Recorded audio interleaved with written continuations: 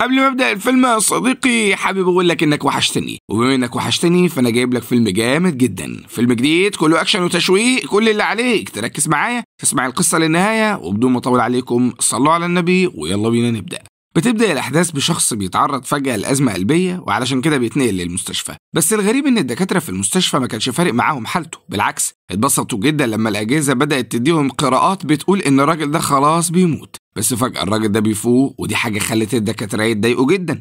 بنسيب المشهد ده يا صديقي وبننتقل بالأحداث لولاية بارديش الهندية. هناك بنشوف مجموعة من المجرمين بيخططوا لسرقة القطر. كل حاجة كانت ماشية معاهم تمام، بس فجأة بيظهر رام اللي مش بيخلي الأخصام تنام، بيقول لهم كل قرد يلزم شجرته عشان زمن الشقاوة خلاص انتهى. لما العصابة دي بتيجي معاهم بشبحنة وقتها رام بيدور فيهم الضرب وبيسحب الجاروف وبيقول لهم اللي يعيش ما يشوف، وبيدور الدعك فيهم لحد ما بيعلم عليهم كلهم.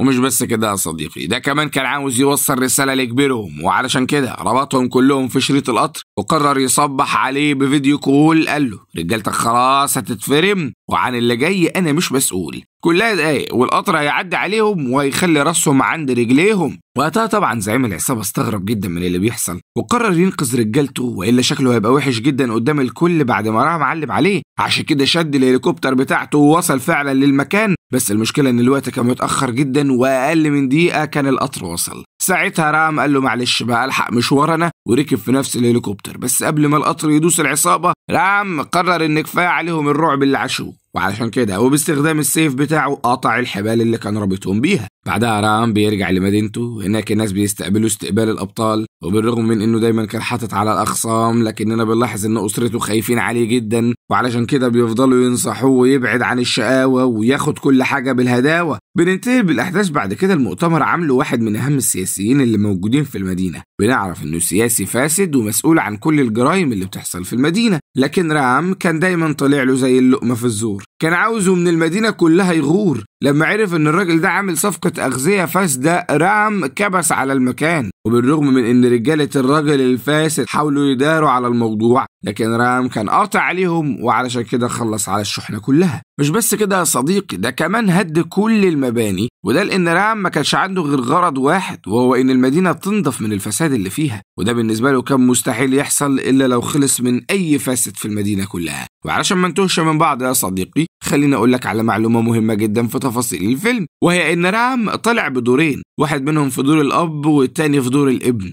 في الوقت اللي رام كان مصمم ينظف المدينة بنشوف الابن واللي بنعرف ان اسمه أبانا بيكون في الجامعة، وبنشوفه في يوم من الأيام وهو بيعمل نمرة في الجامعة وبيمسك مجموعة من الشباب يعمل معاهم الجلاشة، لكنه لاحظ ان في واحد الوضع مش عاجبه وعلشان كده خلاه يشد في حواجبه ومسكه وفضل يضرب فيه بكل قوته. بنلاحظ وقتها ان الواد اللي اتضرب اتقل منه قدام صاحبته اللي اسمها ديبكيا، لكن اللي أبانا ما كانش يعرفه هو ان الراجل اللي هو لسه ضربه ده ظابط. عشان كده الراجل اللي من غير تفكير كتير اتصل بزمايله في اسم الشرطة، وساعتها زمايله وصلوا المكان بسرعة وقبضوا على أبانا ورموه في الحبس. ساعتها كل زمايل ديبيكا اتحايلوا عليها تتوسط لأبانا عند الضابط عشان يخرجه، خصوصا لما بنعرف ان الضابط ده يبقى ابوها. وبالرغم من ان ديبيكا كانت متضايقة جدا من الموقف البايخ اللي أبانا عمله، لكنها بعد شوية تفكير قررت فعلا تتكلم مع ابوها اللي قلبه كان طيب جدا، وطلب من زمايله يخرجوا أبانا من الحبس. فعلا يا صديقي أبانا خرج من الحبس، فضل يشكر ديبيكا اللي كان شكلها مش طايقاه، بس بيني وبينك كل ده من وراء قلبها لأن السنارة شكلها غمزت كده وباين عليها كده معجبة بيه. بالرغم من ان أبانا وعدها يبعد عن الشقاوة لكنه برضه ما كانش فيه فايدة، كل يوم والتاني كان بيعمل حوارات في الجامعة، ومع ان أبانا حواراته كتيرة لكن ديبيكا مع الوقت بدأت تتعلق بيه وضربت معاه صحوبية، لكنها كانت بتفضل تقول له انها عاوزاه يفكه من شغل الإجرام اللي بيعمله ده. وقتها رام وعدها يبعد عن الشقاوة، لكن في يوم وهو ماشي معاها واحد ريزل كده فضل يعكسها. ساعتها أبانا ورغم انه حاول يمسك نفسه لكنه ما قدرش وبدأ يضربه.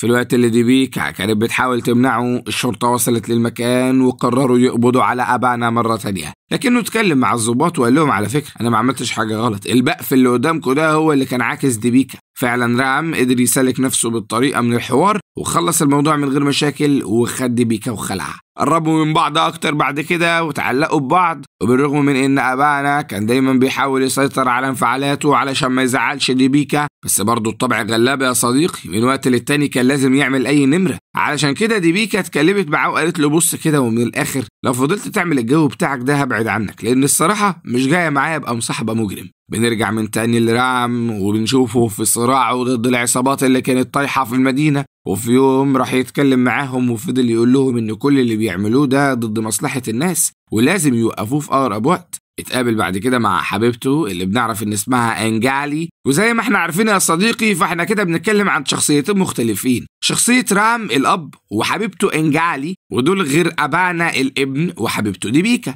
المهم بقى يا صديقي ان اكبر زعيم عصابة في المدينة واللي بنعرف ان اسمه ساتيا حس انه بقى مخنوق وجاب اخره من رام اللي كان مصمم يحول المدينة بتاعتهم للمدينة الفاضلة ومقضيها بقى قوانين ومبادئ والجو ده. علشان كده ساتيا قال لنفسه ما بديهاش بقى، الراجل ده زهقنا في عيشتنا، وراح اسم الشرطة عشان يتكلم مع رام. وبالرغم من ان ساتيا كان معتقد ان رام هيقلق من حوار انه راح اسم الشرطة، لكن رام ولا تهزت له شعره اساسا، فضل يتكلم معاه بمنتهى الهدوء للدرجة اللي استفزته وخرجته عن شعوره، لكنه قبل ما يتهور افتكر انه في اسم الشرطة، وعلشان كده فضل يقول لرام انا على العموم موجود هنا كمواطن هندي ومن حق اتكلم عن اي حاجة مضايقاني. ساعتها رام وبمنتهى البرود اداله ورقة وقلم وقال له طبعا يا سيدي وماله، خد الورقة دي اكتب فيها كل اللي مضايقك وهنبقى نشوف الموضوع ده. طبعا ساتيا وقتها صديقي حس ان رام بينمره، وعلشان كده طلع من مكتب رام وفضل مستني لحد ما يكون كل المواطنين اللي كانوا موجودين مشوا، وبعدها دخل مرة تانية وكان متضايق ومنفعل جدا. بس بعد ما فضل يهري وجاب كل اللي عنده حس ان رام متمسك جدا بانه ينظف المدينة ومش ناوي يحلهم.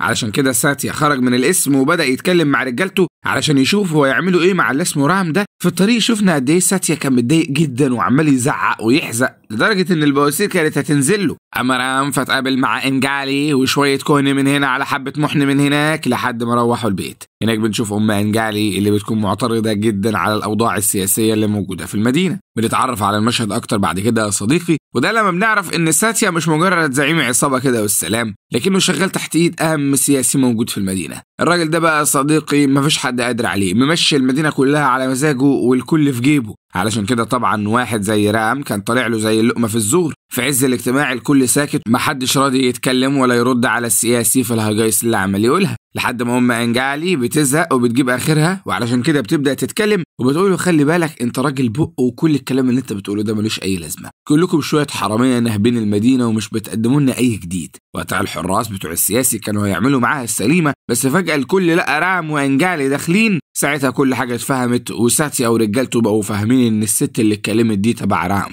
وبالرغم من ان ده كمان ما فرقش معاهم وكانوا هيسووا وش الولايه بالاسفلت، لكن السياسي كان فهمان، شاور لهم اشاره معناها كده على الهادي يا رجاله. ده طبعا يا صديقي لانه مش عاوز عداوه مع رام، حتى لو هيأذيه عاوز الحوار يكون في المداري مش قدام الكل. علشان كده بدأ يجر ناعم مع ام انجالي وقال لها انت تأمري يا ست الكل وقولي لنا بس ايه اللي مضايقك واحنا هنحله فورا. وقتها صديقي ام انجالي فتحت وصلة ردح من اللي قلبك يحبها وفضلت تقول له انتوا ناهبين خير الهند واللي زيكم هم اللي جايبينها ورا. طبعا ساتيا كان هيتجنن، مش عارف الزعيم بتاعه ازاي سامع كل الاهانات دي وساكت، وبالرغم من انه ما كانش قادر يعمل حاجه، لكن مع الكلام الكتير اللي اتقال اتضايق جدا لدرجه انه كان هيزق انجالي وامها ويخلص عليهم. لكن رام قال انا عاوزك تراعي كيس الجوافه اللي واقف، وظرفه كشاف على عينه وخلى وشه يجيب شاشه، قال له لو عاوز الباقي هحمله لك على فلاشه. وقتها الجو اتكهرب وام انجالي كانت لسه مكمله في الوصله بتاعتها لدرجه ان الزعيم ما قدرش يستحمل، وما كناش عارفين يا صديقي هو تعب من الرغي ولا لان الكلام كان جارح. لكننا شفنا الراجل بعد ما فصل شحن فجاه وقع من طوله عشان رجالته ينقلوه للمستشفى بسرعه. وهناك ساتيا فضل يتكلم معاه وقال له بصراحه يا كبير انا مش عارف ليه سبت الولايه المهزأه دي تقعد تبيع وتشتري فينا، كنت بس تديني اشاره وانا هخلص. لكن الزعيم بتاعه قال له هتفضل طول عمرك غشيم، اللي انا بعمله هو الصح وما تشغلش انت بالك، ولان ياما تحت السواهي دواهي بنشوف ساتيا وهو قد ايه عيني حزين جدا على الزعيم وعمال يقول له انه عاوزه يبقى كويس في اقرب وقت ويرجع يقود رجالته. لكن كل دي كانت حوارات. ساتيا اساسا مصدق ان الزعيم قرب يودع عشان يبقى هو الزعامه الجديد، عشان كده خبط الراجل واحده على طبلة صدره وجاب اجله، وبعدها قطع اي ورق بيثبت احقيه الزعيم في اي حاجه، واستدعى الدكاتره اللي بمجرد ما وصلوا لقوا ساتيا يا حبه عيني نافوره عياط، حاجه تقطع القلب على الاخر، وكانه يعني زعلان عشان الزعيم مات.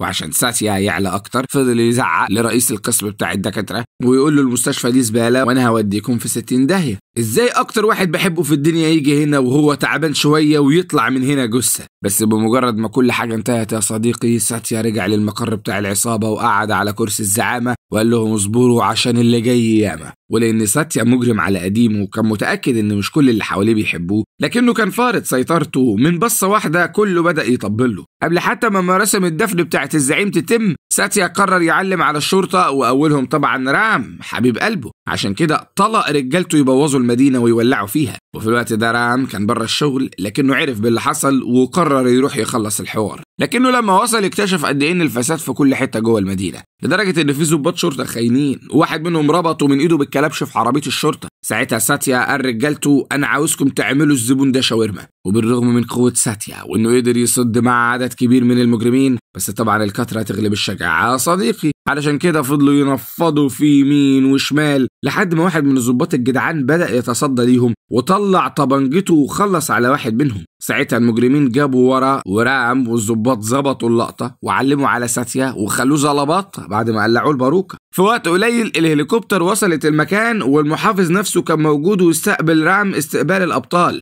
اخدوا في الهليكوبتر بعد ما انتشرت قوات من الجيش الهندي علشان تسيطر على الوضع. وفي الوقت ده طبعا ساتيا قفا كان بيأمر عيش بعد ما كان عايز يعلم على الشرطه. الضباط طلعوه مسرح والكل كان شمتان فيه. من بعدها رام بقى نجم النجوم، كل المدينه كانوا شايفين انه اللي دايما بيدافع عنهم وجايب لهم حقهم. بس ما تفهمش بقى يا صديقي خد عين ولا ايه اللي حصل، لانه فجأة بقت عنده متلازمه غريبه جدا وبدأ يتلعثم بشكل غريب في الكلام. بنلاحظ وقتها قد ايه انجالي اصيله جدا، كانت معاه بكل طاقتها وبتراعيه وبتحاول ترجع له ثقته في نفسه. وبنلاحظ كمان قد ايه كانت زعلانه على الحاله اللي رام وصل لها. اما رام نفسه فكان بيحاول يتغلب على الموضوع على قد ما يقدر، علشان كده فضل يعمل اجتماعات مع الاهالي بشكل طبيعي ويعرفهم مصلحتهم فين، لانه كان واثق ان ساتيا ورجالته قادرين يضحكوا عليهم ويغفلوهم في اي وقت. وبالرغم من ان رام بقى الزعامه الجديد بتاع المدينه، لكننا بنلاحظ انه مش عاوز اي مصلحه شخصيه لنفسه وكل امنيته يشوف مدينته احسن. عشان كده لما حس انه مش هيقدر يقول خطابات ويتكلم مع الناس زي الاول، فاجئ الكل وخلى واحد غيره هو اللي يتولى مهامه. لكن اللي هو ما كانش يعرفه ان الخيانه هتجيله من رجالته اللي قبضوا رشوه كبيره عشان يخلصوا عليه. وفي يوم رام كان ماشي بالعربيه ومعاه انجالي،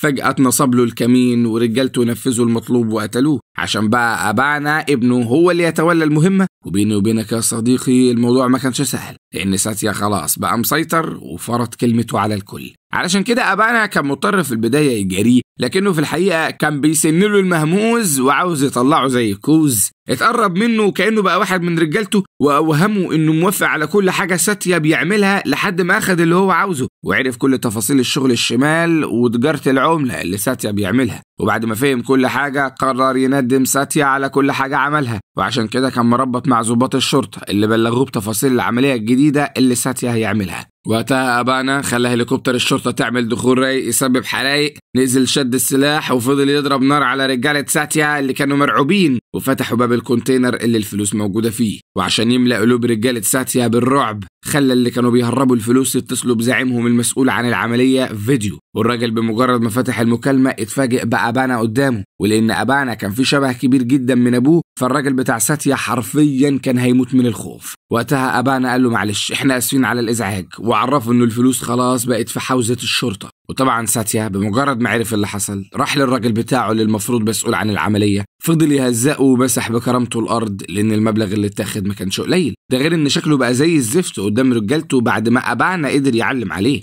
ومن بعد النمرة دي الدنيا هديت على الآخر، وكل الناس كانوا هاديين بعد ما اتأكدوا إن اللي خلف ما ماتش، وحتى لو رام ما بقاش موجود فابنه قادر يربط أي مجرم في العمود. وفي يوم فجأة كده وبدون مقدمات بيحصل انفجار في المدينة في مكان قريب من المكان اللي أبانا كان موجود فيه. بعدها على طول بيظهر ساتيا وبيقول له اوعى تفكر اني بسيب حقي دلوقتي، وفي الوقت اللي انا بكلمك فيه انا قدرت انشر فيروس هيخلي الناس يتصابوا بمرض غريب في ايديهم ومحدش هيعرف يعمل لهم حاجه، وبقى وريني بقى هتعيش دور البطوله تاني ازاي. لكن وبالرغم من صعوبه الموقف بس ابانا قال لساتيا كل اللي انت بتعمله ده ولا ليه لازمه، احنا اساسا سابقينك بخطوه والترياق اللي هيخلي الناس يتخلصوا من الفيروس ده موجود. وقتها طبعا يا صديقي ساتيا كان هيتجنن وشفناه وهو طايح في رجالته وعمال يسألهم ازاي موضوع الفيروس ده اتسرب وخلى أبانا يقدر يعمل الترياق. لكن ساتيا ما كانش بيهمد، عشان كده وبالتعاون مع رجالته قدروا ينشروا فيروس أخطر بكتير، وساعتها أبانا قرر ياخدهم لمعركة المصير. وعلى الهادي منه خالص قدر يجمع ضباط الشرطة المخلصين وقرر ينصب لساتيا ورجالته أحلى كمين، وده بعد ما بقت عنده كل المعلومات الكافية عشان يخلص عليهم. وفعلا بعد ما جمع الضباط عرف كل واحد فيهم مهمته هتكون ايه، وقعد زي الباشا واللاسلكي قدامه وقرر يبدأ التنفيذ.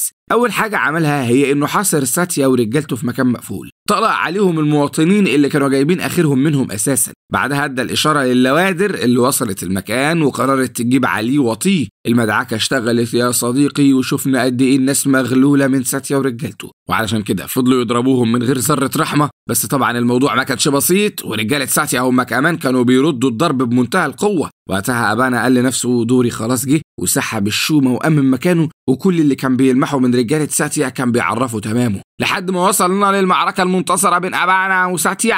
وبالرغم من إن ساتيا قدر يصيب أبانا إصابة خطيرة جدا في إيده، لكن أبانا فضل يفتكر كل حاجة ساتيا عملها، وعشان كده أمن مكانه وفضل يضربه بكل قوته وكان خلاص هيقتله. لكنه في اللحظة الأخيرة افتكر إن ده مش الحل، وعلشان كده قرر يسيب العدالة تاخد مجراها بعد ما اتأكد إن المدينة خلاص نتفت من ساتيا وأمثاله. وفي آخر مشهد من الفيلم بنشوف أبانا وهو مع رجالته بعد ما بقى الزعيم الحقيقي للمدينة، وفضل يحكي للناس قد إيه هو وأبوه ضحوا عشان يحموا المدينة دي من أي شر. والناس وقتها كانوا طايرين من الفرحة وبيحلموا يعيشوا في أمان وينسوا كل اللي شافوه على إيد ساتيا ورجالته. هنا بيخلص فيلمنا، فما تنساش بقى لو الفيلم عجبك يا صديقي حط لايك، سيب كومنت جميل، واشترك في القناة وفعل زر الجرس عشان يوصل لك كل جديد. سلام.